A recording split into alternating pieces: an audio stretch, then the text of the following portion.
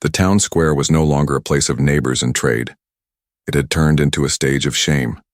Elias stood there in handcuffs, the metal biting into his wrists. His little girl, Maya, cried so hard that her whole body shook, and a policewoman pulled her close, trying to shield her from the sight of her father. On the other side of the cobblestones, the lost girl, Lily, stood between two men in sharp black suits. Her face was pale, her wide eyes fixed on Elias. She wasn't crying. She didn't move. She just stared at him like she was caught in a story too big for her to understand. Then came the voice of Mrs. Gable, sharp and cruel. She pointed at Elias with a bony finger. I knew it. A poor man like him with another child in his house, he was no good. The crowd muttered. They were people Elias had known for years. People whose fences he fixed, whose gardens he shared. Now they looked at him as if he were a stranger or worse. Elias tried to speak, but the words died in his throat. He looked from Maya's tear-streaked face to Lily's hauntingly still one. His chest burned with a question he couldn't escape. What had he done? 6 months had passed, and the life Elias once knew was gone, replaced by something he never thought possible. The small broken house at the edge of Oak Haven had been traded for a warm home, filled with light and laughter. No foreclosure notices sat on the table. No empty cupboards whispered of hunger. The weight that once pressed down on him had lifted, replaced by purpose and peace. Elias was no longer just a tired mill worker fighting to pay bills.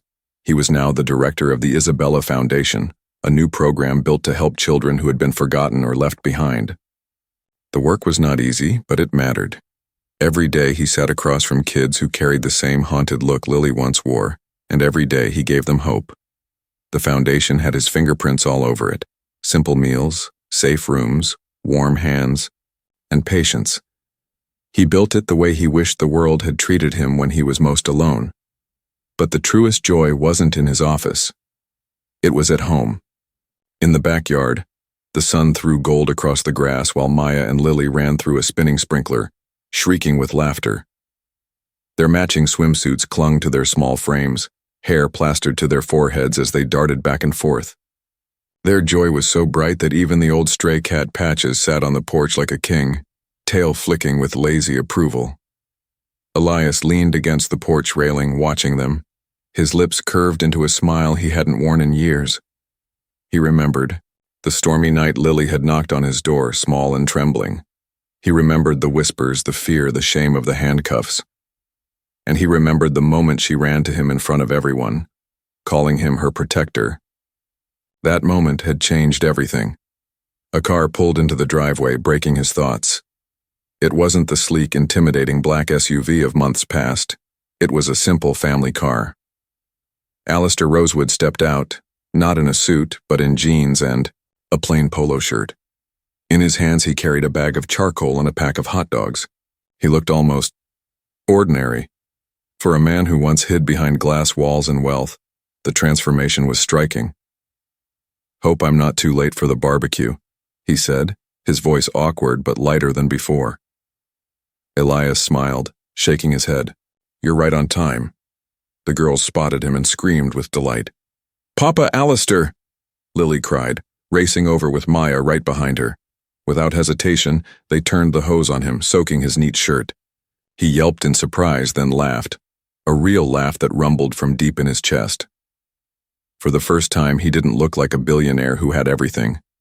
He looked like a father who was learning how to be present. They cooked together that evening, the smell of charred hot dogs filling the yard mixing with the sound of children's laughter. Elias and Alistair sat side by side at the picnic table, plates in their hands, watching the girls chase fireflies as the sky turned dusky purple. 6 months ago, Alistair said quietly, I thought I'd lost her forever. I thought money and security were enough, but she never needed a mansion. She needed this. He gestured toward the girls, their giggles carrying in the warm night air. She needed family. Elias nodded. She needed love. That's all any child needs. There was no bitterness between them, no fight over who deserved Lily more. They both understood now. She belonged to both worlds, and together they were building something new for her, a life balanced between comfort and kindness. As the fireflies blinked in the dark, Elias felt something deep inside settle at last. He thought of his late wife, the woman who had once believed in kindness above all else. Maybe it was fate. Maybe it was her hand guiding them all along. When the girls finally collapsed in the grass, tired and glowing, Elias looked at them and then at Alistair. Wealth, titles, power, none of it mattered. True riches were here, in laughter under the stars, in children who felt safe enough to fall asleep without fear, and in the bond between two men who had once stood on opposite sides but now shared a quiet respect. For Elias, the storm had ended, and from it a new family had been born. Rain hammered the roof like fists. Wind pushed the trees until they bent and groaned. Elias finished the late shift at the mill, shoulders heavy, hands sore, and read a bedtime story to Maya. She fell asleep halfway through the last page, warm against his arm. He kissed her forehead, turned down the lamp, and listened to the storm, breathed through the old house. A thin sound cut through the noise. At first it felt like the branch that always scraped the window. Then it came again. 3 quick knocks, small, urgent. He eased his arm out from under Maya and pulled the blanket to her chin. The hallway was dim. The front door shook on its hinges as the wind shoved at it. He peered through the peephole, but the glass was fogged. He unlatched the deadbolt. The door flew wide and cold air rushed in with sheets of rain. A little girl stood on the step. She was soaked from head to toe. Blonde hair stuck to her cheeks. A pink dress clung to her like paper. Her knees were muddy. She did not cry. She looked up at him with wide blue eyes and whispered, barely louder than the rain, "Please, can I come in?" Elias's chest tightened. Every part of him said, "Be careful." A child alone at night made no sense. But his hands were already moving. He reached for a clean towel. He stepped aside. "Come in. You're safe here," he said. She crossed the threshold like a small ghost and stood on the mat, water pooling around her shoes. He wrapped the towel around her shoulders, then grabbed the heavy wool blanket from the back of the couch and tucked it around her, until only her face showed. The old fireplace held a soft bed of embers. He knelt, fed it kindling, and coaxed a steady flame. Heat moved into the room in slow waves. "Sit close," he said. "I'll make cocoa." In the kitchen, he stirred milk in a dented pot, watching the surface steam. His late wife had taught him the pinch of salt trick to make it taste richer. He did the same now, hands steady, heart racing. He carried the mug to the living room. The girl's small hands wrapped around it like it was a precious thing. She took careful sips. She stared at the fire as if it might swallow all the cold and fear inside her. "My name is Elias," he said. "My daughter is asleep in her room. Her name is Maya." The girl nodded. "I'm Lily." "That's a good name. Do you know where your parents are?" Silence stretched. She looked at the mug, then the blanket, then the fire. "I ran," she said softly. "There was yelling. I got scared. I was outside and then the rain started. I kept walking. I'm sorry." "You don't have to be sorry for being scared," Elias said. He meant it. "You can stay tonight. In the morning I'll call the sheriff and we'll find your family." A tiny line between her eyebrows eased. She nodded. Her lips pressed tight like she was holding in 1,000 questions and none of them could find a door out. He set up the couch with fresh sheets and a second blanket warmed by the fire. He fixed the back lock. He checked the windows. He moved, through the small house in quiet steps, past the shelf of library books, past Maya's drawings taped to the wall. When he returned, Lily had put the empty mug exactly in the center of the table coaster. Not a hair off. He noticed it and said nothing, but it sat in his mind like a small stone. "Do you want a dry shirt?" he asked. She nodded again. He found one of Maya's softest pajamas and a pair of socks. When she came out of the bathroom, her wet dress hung over the towel rack, and she stood straighter, clean and warm. The socks were too big. She did not complain. "Thank you." She said, "You're welcome." He switched off the lamp and left only the fire's glow. From the hallway, he peeked into Maya's room. She slept on her side, hand under her cheek, breathing easy. He watched for a moment and felt the familiar ache for the woman who should have been here to see this. She would have told him he had done the right thing. She always believed kindness was not a risk, but a duty. He lay on the far edge of his bed with his boots off and his work jeans still on, every sense alert, listening to the house. Rain softened. Wind calmed. The clock in the kitchen ticked. Somewhere after midnight, he heard Lily turn on the couch. A small, steady breath followed. He closed his eyes. Morning came clear and blue, as if the sky wanted to apologize for the night before. The smell of damp earth drifted through the open window. Elias brewed coffee and set water for oatmeal. He heard soft footsteps. Lily stood in the doorway, hair combed. The socks still too big, hands folded like she was waiting to be told the rules. "Good morning," he said. "Hungry?" She nodded. At the table, she held the spoon with a delicate grip, wrist straight, fingers light, like someone had once taught her the exact way to do it. When they finished, she rose without thinking and looked around. She did not reach for the sponge. She did not seem to know what to do next in a kitchen like his. He realized then that the careful way she set the mug last night was not about neatness. It was habit. Footsteps thumped. Maya burst from her room like a busy bird. "Who's that?" she asked, eyes wide. "This is Lily," Elias said. She stayed the night so she could be safe. "Say hello." Maya beamed. "Do you like coloring? Do you like swings? Do you like pancakes?" She fired the question so fast that Lily blinked, then surprised herself with a small smile. "I like birds," Lily said. "Bluish ones with orange bellies. American robins." Maya stared, impressed. "We have a book with birds. Come see."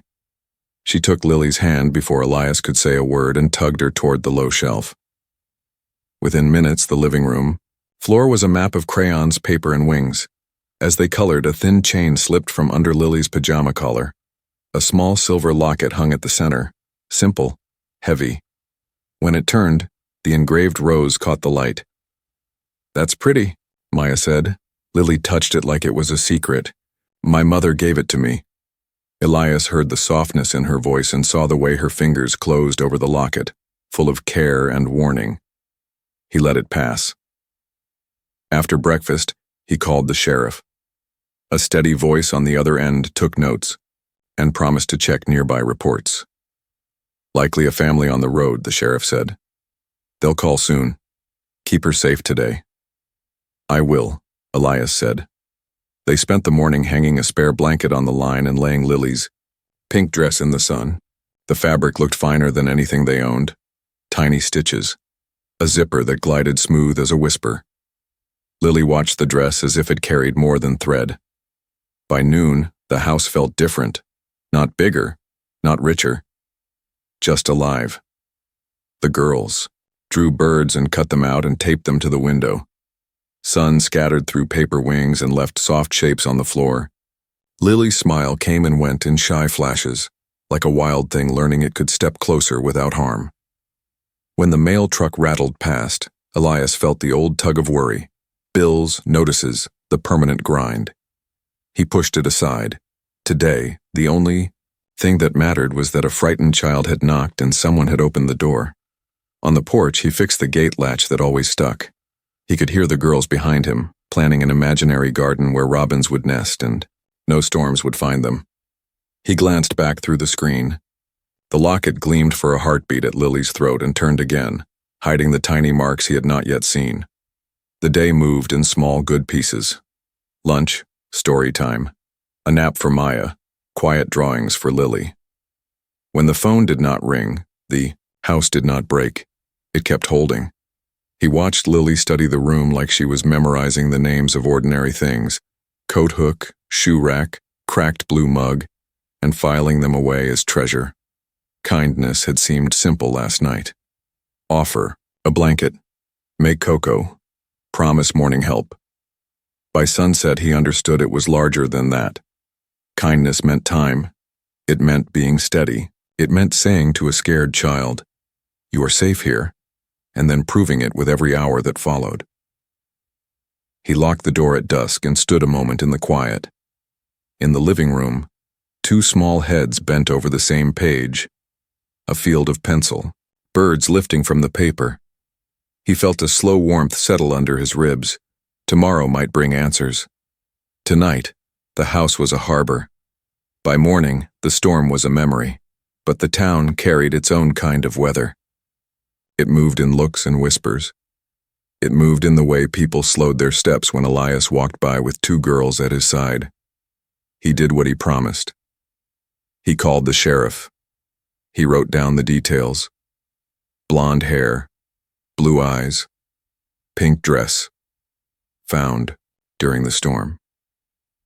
The sheriff spoke kindly and said he would check nearby reports. Then the line clicked quiet, and the day kept going. Elias printed a handful of flyers at the library. The paper was thin and the ink smudged.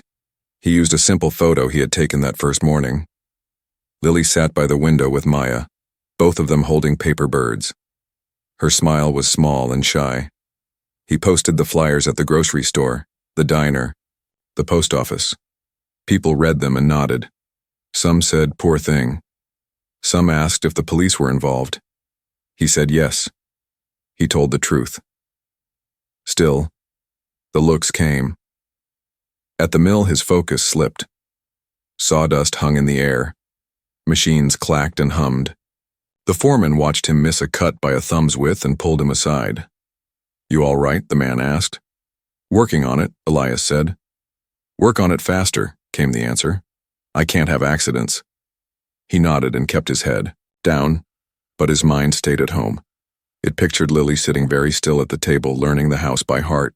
It pictured Maya showing her the shelf where the crayons lived and the jar where the buttons lived and the drawer that stuck, unless you lifted it first. On the second day, without a call, a letter came from the bank. Final notice. 2 months behind. Contact us. The words felt like a tight hand on the back of his neck. He folded the paper and slid it into the drawer with the others. For dinner, he made a pot of soup and added more water than usual. He told himself the girls liked it thin. He handed them the bigger bowls and took the smaller one for himself. Lily noticed without a word. She ate slowly and pushed her last spoonful into his bowl when she thought he wasn't looking. He did not call her on it. He only said thank you and asked if they wanted to sit on the steps and watch the sky turn pink. Days made their own rhythm, morning chores, calls to the sheriff, a stop at the library for the bulletin board, work at the mill, homework at the table. Small joys tucked inside each hour. Maya taught Lily how to blow on hot cocoa to make a little fog cloud. Lily taught Maya how to fold paper cranes that really looked like cranes. The house held the sound of pencils and the scratch of scissors and the small lift of two voices singing along with a song they made up on the spot. That was when small clues piled up like pebbles. Lily spoke like a child who had spent time with adults. She used careful words. When she read to Maya, she sounded out long names easily and paused over small regular ones as if she did not use them much. She could name birds and stars. She knew what a concerto was. She did not know how to rinse a bowl without leaving soap on it. She held a fork like a tiny dancer holds a partner. She never ran inside. She never argued about bedtime. She asked permission for the smallest things. May I open this book? May I feed the cat? May I use another piece of paper? On the third evening, Elias found the locket. He was shaking out the blanket Lily had used that first night when the chain snagged and glinted. The pendant was small and silver and heavy for its size. One side held a rose engraved so fine it almost looked alive. The other side held something stranger, a row of tiny marks cut with a sharp hand. Not a phone number, not a birthday. They sat there in a neat line like a code that wanted to be read and refused at the same time. He turned it over in his palm. He felt the weight of it. He thought of a quiet girl at a large table far away, told to sit still and be perfect, told to wear this and never take it off. The image made his chest hurt. He carried the locket into the living room. "This was caught in the blanket," he said. "Is it yours?" Lily froze. Her hand went to her throat by instinct. She took the locket from his palm and tucked it inside her shirt with quick, careful fingers. "My mother gave it to me," she said. "Do you want me to keep it somewhere safe?" "No," she said. "I have it." The way she looked at him then was not rude. It was fierce. It said, "This is the one thing I will not share." He nodded. He did not ask about the marks. He let the question settle beside the other questions that were gathering strength inside his mind. By the end of the week, Mrs. Gable had turned the pause between houses into a stage. She stood on her porch with a cup she never seemed to drink from and talked to anyone who would pass. Her words had sharp edges. A man like that? Another child in his house. How do we know? Did he even call the police? When Elias came home one evening, two men he barely knew stopped talking as he walked by. A woman at the store asked Lily who her mother was and frowned when she did not answer fast. At the mill, someone said she looks like those kids on the news, and someone else said, "Now that is not fair," and both of them looked away when Elias lifted his head. He tried to be the wall that the noise could not pass. He checked homework. He added extra wood to the fire when a cold night slipped in. He taught the girls how to fix the gate latch with a bent nail and a rubber band. 3 pairs of hands, small and large, tapped and tested and cheered when the gate swung clean. But worry eats even the strong. Some nights he lay awake and counted the seconds between the clock's clicks. He pictured the worst version of every scene. A car he did not know in the driveway, a knock he did not want at the door, a hand at his shoulder saying, "Come with us." He thought of Maya standing with a social worker in a hallway that smelled like bleach.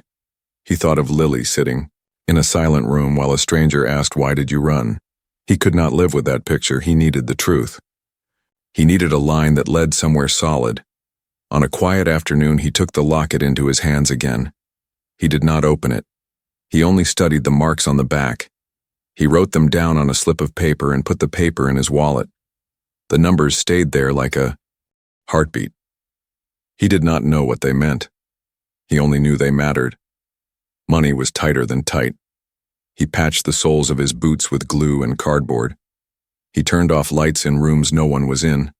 He counted coins in a jar on the shelf and smiled like it was a game when the girls asked what he was doing. He said saving for a treat, and they said, "Can the treat be more colored pencils?" And he said, "We will see." He noticed other things too.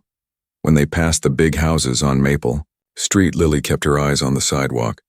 When a black car rolled by with tinted windows, her shoulders went stiff. If a voice in a room went sharp, even if it was just a sports game on the radio, she would lift her chin and breathe like someone who had been told to hold very still. One night, while Maya slept with a book on her chest, Lily sat at the kitchen table and lined up 3 buttons from the jar. She set them in a neat row: small, medium, large. Then she moved them around like a puzzle until they made a pattern only. She seemed to see. "Can I ask you a question?" Elias said. She nodded without looking up. "Were you trying to find someone when you came here?" She touched the locket through her shirt. "My mother said if I was ever really scared, I should look for a house that felt kind," she said. "She said I would know it when I found it." He swallowed the ache that rose in his throat. "I'm glad you found us," he said. The next day brought no call. The sheriff's voice on the phone was still patient and still empty. "No matches. Keep her safe." The town kept talking. The flyers curled at the edges. So he made a choice. He would look, himself. He would use the tools he had avoided out of habit and fear. He would search news pages at the library. He would try the numbers on the locket in every way he could think of.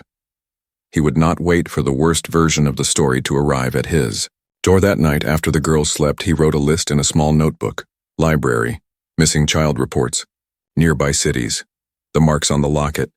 Ask the sheriff about wider alerts. Call again tomorrow. He closed the notebook and stood in the doorway of the girls' room. 2 small shapes under one blanket, 2 small hands relaxed and open. He listened to their easy breathing and made himself a promise. He would keep them safe while he searched. He would be steady. He would not let fear write the ending. Outside, Wind moved through the trees in a soft hush, like the last sound a storm makes when it finally lets go. Inside, the house held. The next step was waiting. The library sat on the corner like a quiet ship. Old brick, tall windows, a bell that rang softly when the door opened. Inside, the air smelled of paper and dust, and a lemon cleaner that tried its best. Elias signed the sheet at the front desk and nodded to the librarian. She knew him by now. He came for flyers, for the copier, for job forms. Today he came for answers. The computer lab was a line of heavy monitors and sticky keys. He chose the one by the window so he could see the street if anyone he knew walked past.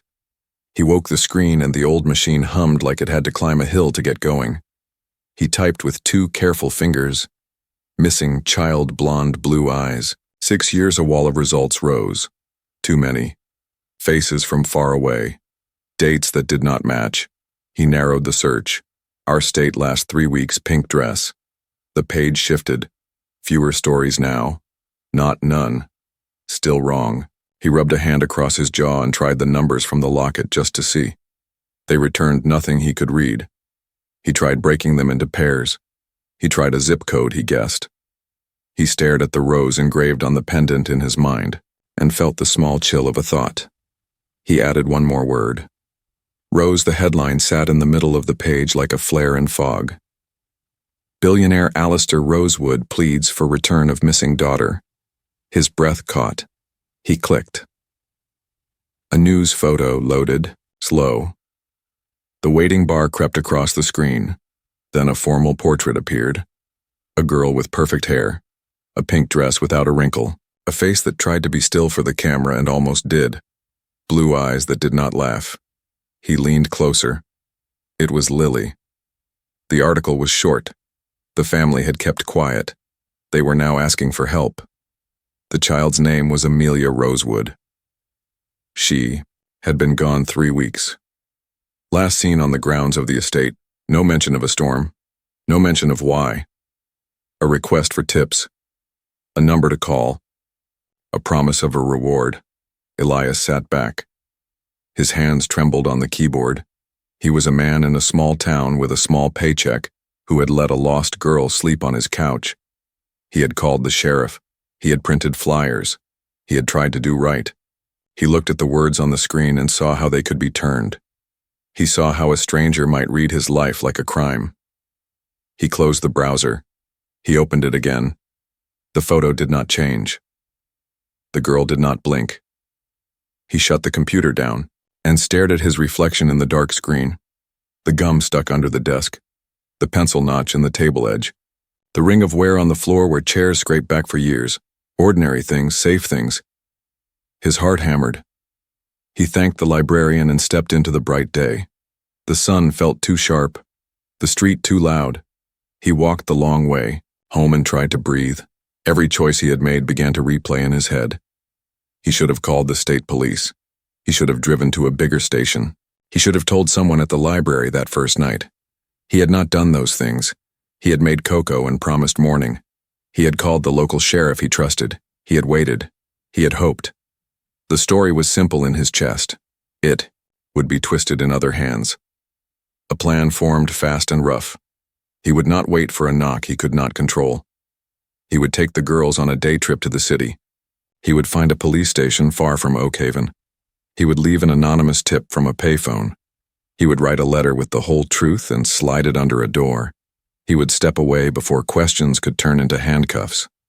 It felt wrong. It felt like the only way to keep Maya safe while he tried to fix what kindness had broken open. He counted the cash in the jar.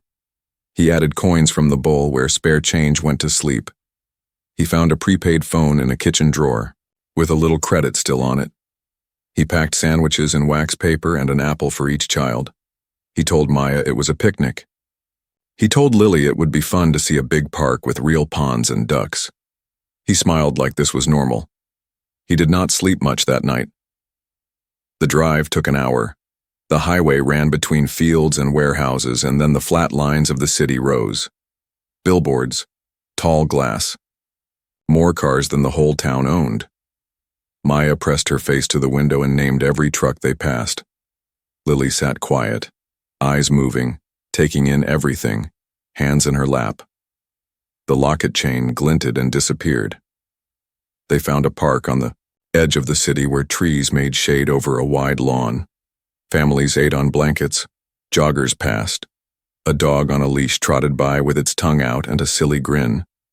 It all looked normal in the way pictures look normal. Elias pointed to a playground. "Go try the slide," he said. "I need to make a quick call." Maya took Lily's hand and ran. Lily went willingly but kept looking back, reading his face, like a page she wanted to understand. Elias walked toward a payphone near the restrooms. He could see the girls from there. He could see the street too. He took the prepaid phone from his pocket and dialed the number from the article. His finger hovered over the call button and would not press. He hung up. He picked up again. He rehearsed what he would say. "My name is not important. The girl is safe. She came to my house during a storm. I called local police. I am trying to do the right thing. You can find her at..." A scream cut through the park. Not a game scream. A hard sound ripped from a small throat. He spun. A large dog had slipped its collar near the picnic tables and charged the playground in a panic. Its fur stood up like bristles. Its voice came, out in a rough snarl. Maya had backed against the slide ladder, hands up. Children froze, a parent shouted. The owner ran and stumbled. Before Elias could move, Lily did. She grabbed a fallen branch from the mulch and stepped in front of Maya with her knees bent, small feet planted, body lined up like a fence she meant to be. The branch was thin. Shook in her hands. Her voice did not. "Back away," she said to the dog. "Now." The dog hesitated at the sound. It was not used to a child speaking like a wall. It paced. It barked. It lunged a half step. Lily held the branch steady and did not flinch. Her eyes were locked, her chin lifted. She did not look brave. She was brave. Elias ran full out. He shouted and clapped his hands and put himself between the dog and the girls. The owner reached them and clipped the leash with shaking fingers and pulled the animal back, apologizing to anyone who would listen. The park exhaled. Sound returned. Children cried in a wave. Parents scooped them up. Elias dropped to his knees and pulled both. Girls close. Maya sobbed into his shirt. Lily breathed fast but kept her head up. Her hands at last let the branch go. It fell to the ground with a soft kick. "You okay?" he asked. Maya nodded into his chest. Lily nodded too. "You stood in front of her," he said to Lily. "She is your daughter," Lily said. "So she is my friend." The words were simple. They landed with weight. Something in Elias loosened and fell away. The plan in his pocket. The neat speech for a phone he had not called. The picture of driving away. He saw it break like a dry twig. He saw what was real. This child had chosen them. Not because they had money or power. Because the house felt kind. Because the table felt safe. Because a man who fixed gates and watered soup had looked at her like a person, not a problem. He packed the basket with hands that did not shake now. He told the girls the picnic would be better at home where the cat would beg for a crust and the sprinkler would make a rainbow if the light hit right. They agreed at once. The city felt loud again as they drove out. The sky over the highway was pale and wide. Maya fell asleep with sticky fingers from a melted candy. Lily watched the road and at last leaned her head against the window and closed her eyes. Elias did not stop at a police station. He did not use the payphone. When a black SUV passed them on the highway, he checked his mirrors and then let the worry slide off like rain off a roof. He was done hiding. He would still call the sheriff. He would still search for the truth. But he would not throw this child into a machine that did not know her name. He would face what came in the open with both girls beside him. At home, the sprinkler arced across the yard and made the afternoon sparkle. Patches the cat flicked his tail as if he had been guarding the place all day. The three of them ate their sandwiches on the steps and did not talk about dogs or plans. They watched the light instead and listened to water beat the grass. That night after Maya drifted off, Elias sat at the table with the notebook and a new list. Call the sheriff again in the morning. Ask about state alerts. Go back to the library for more news. Write down the full truth in case someone twists it. Keep both girls close. Keep the door open to any honest help. Keep fear out of the driver's seat. He set the pen down and noticed the locket glint on the back of a chair where Lily had hung it while she washed. The engraved rose caught the lamp and threw a soft mark on the wall. He touched the pendant and felt the same steady weight he had felt the first time. He did not know what tomorrow would bring. He knew one thing well. He would not abandon the child who had stepped in front of danger for his own. He would stand with her when the next hard moment came. He would tell the truth. He would let the truth do its work. They came in the late morning when the light was kind and the house smelled like toast. A black SUV rolled to the curb and idled. Two men stepped out. The shoes were polished. The suits were the kind that look hard even when the faces try to look soft. One carried a folder. The other scanned the windows like he was counting secrets. Elias opened the door before they knocked. He did not want Maya or Lily to jump at the sound. Elias Thorne, the taller one said. We are licensed investigators. We represent Alistair Rosewood. We have reason to believe you are harboring his missing daughter. The words were clean and cold, the kind that fit in reports. My name is Elias, he said. If you have questions, the sheriff knows how to reach me. You can wait for him. We will speak now, the man said. He tried to step forward. Elias filled the doorway with his shoulders and did not move. Behind him, crayons rolled on the floor. Maya and Lily had been drawing birds again, small wings rising from the page. The girls froze at the sound of the men's voices. Patches the cat slid under the couch. This is not optional, the second man said. We will take the child and you will come with us to answer questions. You will not take any child from this house without the sheriff, Elias said. His voice was steady. He felt the shake in his hands and pressed them flat to his jeans. Across the street, a curtain lifted. Mrs. Gable's face bloomed in the gap like a flower that only opens for trouble. She stepped onto her porch with her mug. She did not drink from it. The taller man took out a phone. Then we will bring the sheriff. He made the call. He kept his eyes on Elias the whole time, like someone measuring a wall for the best place to cut through. Neighbors drifted into their yards. Someone leaned on a rake. Someone else crossed their arms. Words moved in little knots. By the time the police car turned the corner, the sidewalk already had an audience. Sheriff Brody stepped out first. He was a big man with a careful way of standing. A young officer came around the car and rested a hand near her radio. The sheriff took in the scene with one long, tired look. The SUV, the suits, the girls by the coffee table, the man in the doorway who had fixed his back gate last summer and never charged him. Morning, Elias, the sheriff said. Morning, Sheriff. The taller investigator held up a card that said he was official. We are here for the Rosewood child, he said. This man withheld her for weeks. We intend to recover her and transport him for questioning. I called your office the first morning, Elias said to the sheriff. I posted flyers. I came by twice this week. The sheriff nodded. He had the notes. He knew. But there was a new gravity in the air now. Money, power, pressure that could roll over a small town like a truck. We will handle this clean, the sheriff said.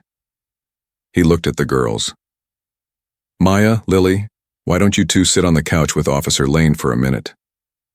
Maya grabbed Lily's hand. The young officer walked in and sat between them like a shield. The taller investigator brushed past Elias and put a hand on Lily's shoulder. Come along now, he said, tone light but fingers firm. Lily flinched. She shrank closer to the officer. Elias stepped forward without thinking and blocked the man with his body. Back off, he said. Do not touch her. The air tightened. The second investigator moved. The young officer stood and lifted a palm. Sir, please give us space. Mrs. Gable's voice cut the morning like a knife. I told you all. I told you from the start. Another child in his house. It never sat right. Heads turned. The men in suits smelled victory in the chatter. "Sheriff," the taller one said, "arrest him for interference and suspected abduction. We will take custody of the child. Your department can follow with reports." Silence. You could hear the engine, the low purr of money waiting to be obeyed. The sheriff's jaw ticked. He hated this. He also knew what would happen if he said, no. Deputies would be on the phone with a city attorney by noon. The state would send people who never set foot on this street. A story would get written without him. "Elias," the sheriff said quietly, "I need you to come outside with me." Elias looked at Maya. Her eyes were wide and wet. He nodded to her in the way that says everything without words. "It will be okay. Stay with the officer. Watch your friend. I am not going far." He stepped onto the porch. The deputy took out the cuffs with a face that said she wished they were something else. Elias turned his wrists without a fight. The metal closed. Cold. Familiar from the nightmare he had been trying to outrun. The crowd breathed out in one sharp sound.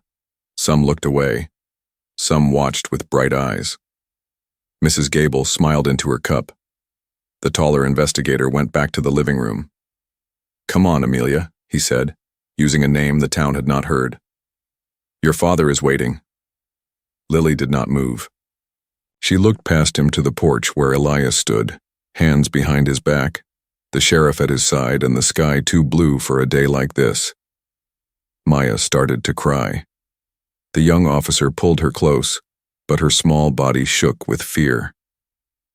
Lily slid off the couch and stepped toward the door. The taller man reached for her arm. She ducked under his hand and kept going.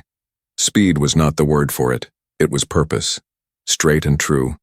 She walked through the doorway and down the 2 steps and across the small stretch of yard, until she stood in front of Elias like she had stood in front of the snarling dog. Her voice came out clear, so clear the street seemed to lean in to hear. "Torsto," she said, "you are wrong about him." The taller investigator held out his hands as if to show he meant no harm. "Amelia, you do not understand. This is for your safety." Lily shook her head. "My name can wait. Listen to me." She turned to the sheriff. "He saved me. He let me in when I was cold and scared. He called the police. He did not hide. He fed me, he read to me, he made sure I slept where the fire was warm. He is not a bad man." Her chin trembled. She lifted it again and spoke louder. Not to the sheriff, not to the suits, but to the neighbors who had known Elias since he could push a mower. "You all know him," she said. "He fixed your fences. He gave you tomatoes from his garden. He helped that old dog on Oak Street when it got hit by a bike. He is the same man he was yesterday." The crowd shifted. People looked at their shoes. Someone coughed. Someone else stared at Mrs. Gable until she put her mug down. Lily stepped closer to Elias. She wrapped her arms around his leg and held on like he was the only solid thing in a world turning to water. "My mother said if I was ever truly scared I should find a house that felt kind," she said. "She told me to look for a man with warm hands and a sad smile." Elias felt the ground tilt under his feet. Warm hands and a sad smile. A phrase, like a key. He had heard it once in another life from a woman who believed kindness could change the shape of a day. The sheriff heard it too.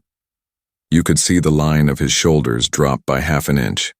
Not proof, not paperwork, but truth, the kind that shows up in a child's mouth and will not be pushed aside. The taller investigator tried again. "Amelia, your father is—" Lily did not let him finish. "My father loves quiet more than he loves me," she said. "He loves work. He loves rules. He loves when I do not speak. He does not love it when I laugh too loud. He does not love it when I am messy. I ran because I was scared. I came here because my mother said I would be safe." The words were not cruel. They were simple. That made them land harder. Maya had stopped crying.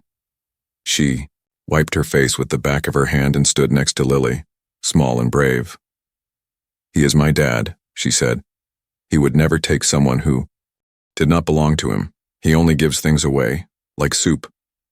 A few people in the crowd smiled in spite of themselves. The knot of fear loosened another turn.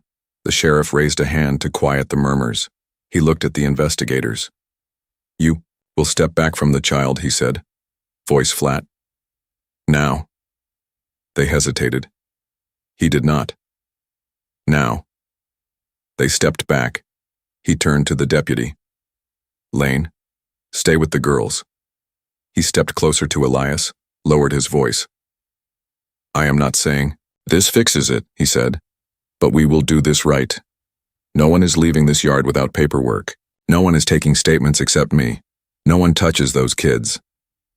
Elias nodded. He could breathe again a little. "Sheriff," Mrs. Gable called, sharp as ever, "are you going to let this go? Are you going to ignore the law because a child is crying?" The sheriff turned. His look was not unkind, it was tired to the bone. "Ma'am," he said, "I am following the law. I am also listening." He faced the crowd. "Go on home," he said. "There is nothing here for you to watch." They lingered anyway. People do. But some drifted back to their porches. Someone lifted a hand to Elias in a small nod of respect. Someone else put an arm around his wife's shoulders and steered her away. The taller investigator tried one more time to push the scene forward. "Our client will not be pleased with delays," he said. "Your client can be not pleased on the phone," the sheriff said. "He can also bring his identification and speak to me directly." The street grew quiet again. A strange quiet, with the engine still running and the cuffs still biting and Lily still holding on like she would not let go even if the world tilted. In that quiet, Elias felt the shape of what was coming, not the details, the weight, the way the next hour would decide the next year.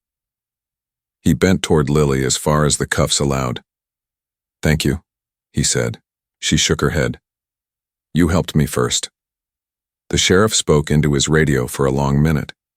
Short words, codes, a request for a child services liaison who knew how to listen, a call to a judge about custody and transport, and the things that turn chaos into a paper trail. Then, far down the road, another engine sound joined the day. Lower, smoother, expensive in the way you can hear with your eyes closed. Heads turned as a long dark car took the corner and glided to the curb. The door opened with a soft click. No one spoke. The men in suits straightened. The sheriff's face became a careful mask again. Lily's grip on Elias's leg tightened. Maya took her hand. The next part of the story had arrived. The long car stopped at the curb and the street went quiet. The back door opened. A tall man stepped out. He wore a dark suit that fit him like armor and a face that tried to be stone. He looked first at the men in suits, then at the sheriff, then past them all to the girl in the yard. "Amelia," he said. His voice did not rise. It cut through the heat like shade. "Come here." Lily did not move. She held on to Elias's leg. Her chin lifted. The name hung in the air and did not fit the girl who slept on their couch and counted paper birds on the window. She looked at the man and then at the cuffs on Elias's wrists. Sheriff Brody stepped forward before anyone else could speak. "Mr. Rosewood," he said, steady and respectful. "I am Sheriff Brody. We need to slow this down.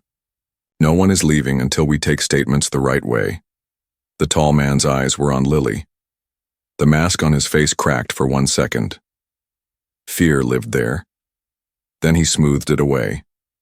"Sheriff," he said, "I will listen.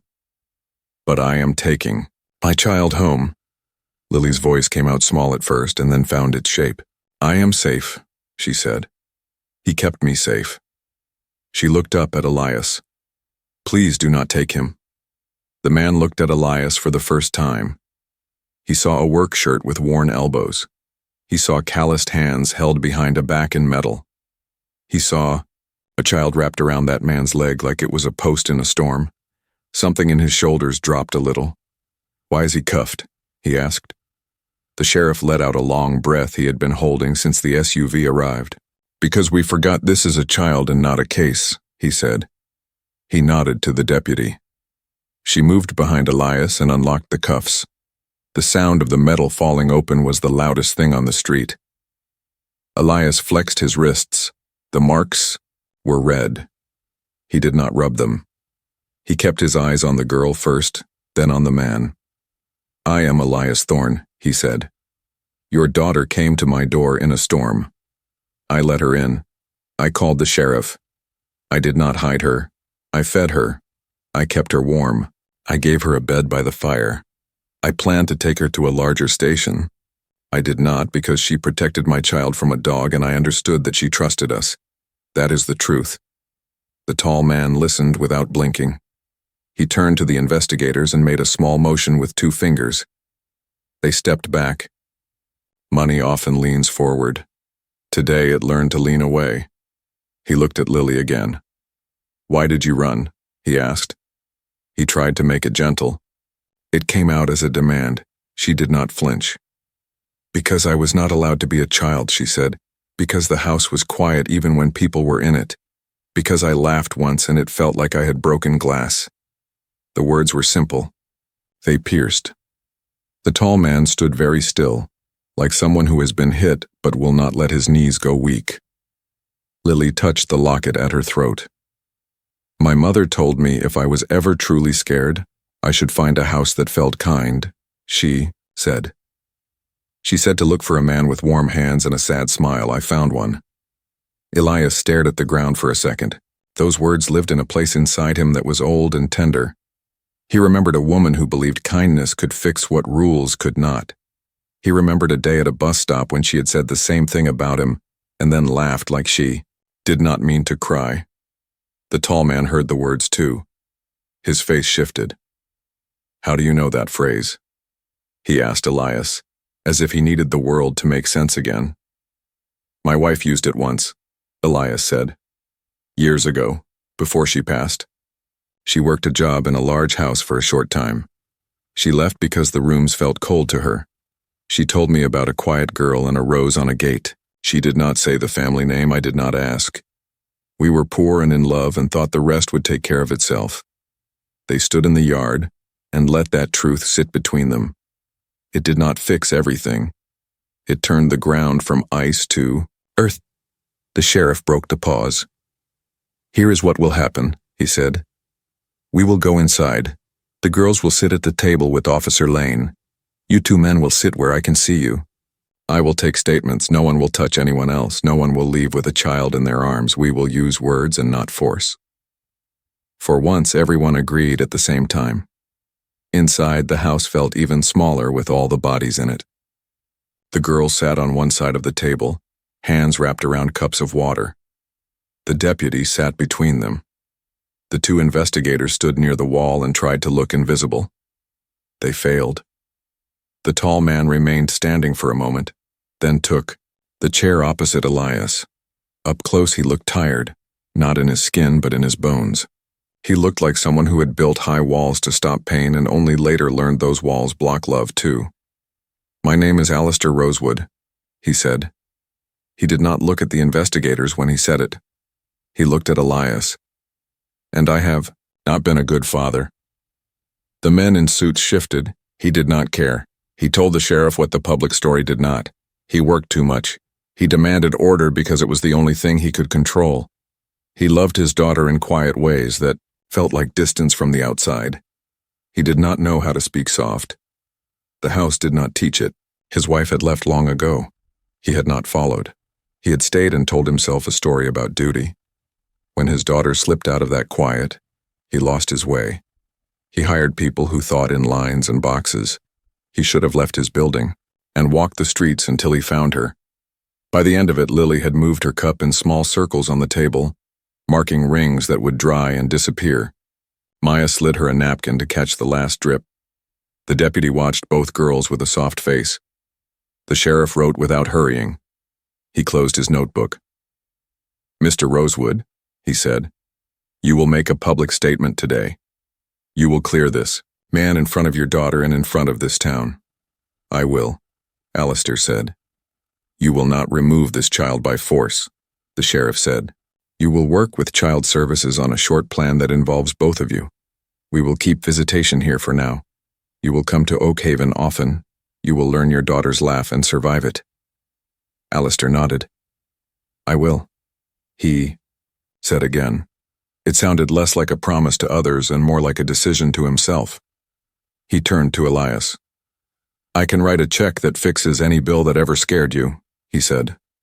"I do not want a check," Elias said. "I want peace in my home and a clean name." Alistair sat with that. He thought about power that does not look like money. He looked around at the small house and saw what he could not build with marble. "Then let me do this the right way," he said. "Let me stand in your square and tell the story the way it happened. Let me fix what I broke, not with cash, but with work." They walked back outside together. The crowd was smaller, but still there. News spreads even when you tell it to stop. The sheriff stood on the step and lifted a hand. "Mr. Rosewood has something to say," he announced. Alistair faced the neighbors. His voice carried without strain. "I came to claim my daughter," he said. "I found a man who kept her safe when I did not. I owe him more than I can pay. He is not a kidnapper. He's a good neighbor and a good father. If you spoke against him, you spoke against the truth." You could feel the words shift the air on the street. They did not erase the morning. They changed the ending. Alistair looked at the mill sign down the road. "I bought a lot of things to feel in control," he said. "I am done with that. I will invest in your mill, so men like Elias can work with good tools and come home whole. I will fund a small center in this town for children who need a safe room and a warm drink. I will ask Elias to help me build it the way safety feels at his table." A sound moved through the crowd that was not quite applause and not quite tears. It was relief learning how to breathe. Mrs. Gable opened her mouth. Nothing came out. The sheriff did not look at her. He did not have to. The rest of that day unfolded in many small steps. Papers were signed. A caseworker came and listened more than she spoke. The deputies left and the SUV rolled away. The long car stayed. Alistair did not drive off. He sat at the kitchen table with his jacket draped over the chair back and watched his daughter show Maya how to tie a ribbon so it makes a neat bow every time. He wrote down the steps like a student.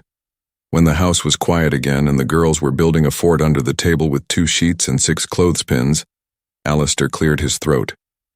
"I cannot give you money as a prize," he said to Elias. "You would hate that. But let me make an offer. I am setting up a foundation in my late wife's name. It will help children who fall between the lines. I want it here. I want you to run it, not from a glass tower, from Oak Haven." Elias looked at the fort and the 2 small feet sticking out from under the sheet. He thought about mornings when soup was water. He thought about how many kids walk into storms alone. He nodded once. "All right," he said. "We will make it real. Food first, warmth second, paperwork last." Alistair surprised himself by smiling. "Agreed," he said. They spoke about time next, not days on a calendar. Time with a child, time that cannot be backfilled. Alistair said he would rent a small place near town. He said he would come 3 days a week and learn games he never played and words he never used. He asked if Lily could keep visiting this house not because he wanted to share, but because she needed 2 homes to feel like one life. Elias said yes. Not because he needed the man's favor, because the girl needed both men to stand on her side of the line. Late light filled the kitchen. The girls pulled the sheet curtain back and announced a tea party. They poured water from a toy pot into mismatched cups and handed them out like real hosts. 4 people sat cross-legged on the floor and clinked empty cups with serious faces. No deal in any boardroom felt like this. No one said it out loud, but each of them knew the same quiet truth. The storm had brought a child to a door. Kindness had opened it. Now the work would keep it open. 6 months passed and Oak Haven no longer looked the same. The storm that once brought whispers and handcuffs had cleared, leaving behind something unexpected. New roots, deep and steady. Elias's life, once measured in overdue notices and half-empty cupboards, had changed in quiet but powerful ways. The Isabella Foundation now stood on the edge of town. Not a marble tower or a glass office, but a warm brick building with wide windows, shelves of books, and a kitchen that always smelled like fresh bread. Children came through its doors every week. Kids who had lost homes, kids who had lost parents, kids who simply needed a safe corner to rest. They found it here, and they found Elias waiting not as a savior, but as a man who understood. He gave them food, he gave them time, and he gave them the steady truth that kindness is not charity, it is survival. At home, the small house at the edge of Oak Haven was no longer small in spirit. Laughter filled the walls. The sound of pencils on paper, the shuffle of small feet chasing the cat, the squeals of sprinkler games in the yard. They had become the rhythm of every day. Maya had grown bolder, her once quiet joy spilling out in songs she made up and stories she told at dinner. Lily had grown softer, her guarded silence melting into smiles that came more often, laughter that rang like bells in the kitchen. One Saturday, the yard became a stage for something ordinary and yet extraordinary. A simple barbecue. Elias stood at the grill, flipping hot dogs while the girls danced barefoot on the grass. Patches the cat sat on the porch rail, tail flicking with disdain, though he secretly enjoyed the chaos. A car pulled into the drive. Not the sleek limousine of a billionaire, but a simple sedan. Alistair Rosewood stepped out. He wore jeans and a polo shirt, his expensive watch traded for a plain leather band. He carried a bag of charcoal and a plate of sliced fruit like any other neighbor arriving for a cookout. "Hope I'm not too late," he said, his voice lighter now, touched with something that had been missing before. "Right on time," Elias replied with a grin. The girls spotted him and rushed over, shrieking with delight. Lily's laughter was free, unafraid. She called out, "Papa Alistair," and flung water from a hose straight at him. He yelped as the spray soaked his shirt, and for the first time in years he laughed without holding anything back. That evening, the four of them sat around a picnic table, eating hot dogs slightly too charred and watermelon that dripped down their hands. Fireflies blinked in the tall grass. The sound of the mill whistle far in the distance reminded them of the old life, but now it only echoed as part of a new one. When the girls ran off chasing sparks of light in the dusk, Alistair turned to Elias. "I spent years thinking wealth was what I owned," he said. "But I had all the things and none of the life. She found it here, in you, in this town." He looked out toward the foundation, its lights glowing faintly down the street. "And maybe I can find it too," Elias nodded. "It's not in the walls or the roof," he said. "It's in the laughter when the roof holds. It's in the hand you hold when the storm comes. That's the wealth that doesn't vanish." The girls came running back, hair wild, eyes bright. They collapsed against both men, giggling, demanding one more story before bed. Alistair looked at Elias, and for the first time there was no pride in his eyes, no defense, no mask. Only respect. Only gratitude. As the stars filled the night sky, Elias leaned back in his chair, feeling a peace he had not known in years. He thought of the night a little girl had knocked on his door in the middle of a storm. He thought of the moment he almost gave her up out of fear. He thought of the way she had stood between danger and his daughter without hesitation. And he thought of the chain of choices, small and simple, that had carried them all here. Some would call it fate. Others would call it chance. But Elias knew it was something simpler and stronger. It was the weight of kindness. A door opened when the world said close it. A blanket offered when the night was cold. A man with warm hands and a sad smile who chose, again and again, to care. And that, he realized, was the richest gift anyone could ever hold.